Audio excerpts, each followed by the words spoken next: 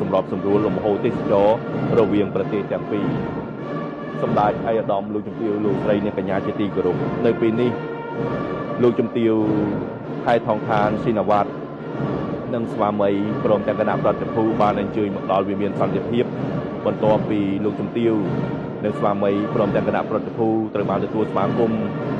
នៅមុននេះបន្តិចដោយមន្ត្រីជាន់ខ្ពស់នៃរាជរដ្ឋាភិបាលកម្ពុជានៅឯអាកាសយានដ្ឋានអន្តរជាតិភ្នំពេញ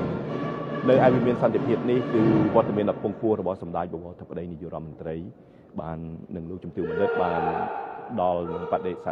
កិច្ចផ្លូវការជូនលោកជំទាវនិងស្វាមីតទៅនេះខ្ញុំបាទសូមគោរពអញ្ជើញឯកឧត្តមលោកទាវលោកលោកស្រីនិងកញ្ញាទស្សនានៅពិធីទទួលស្វាគមន៍និងផ្ដល់បដិសេធកិច្ចផ្លូវការដ៏ខ្ពង់ខ្ពស់របស់សម្ដេចបវរធិបតីនាយករដ្ឋមន្ត្រី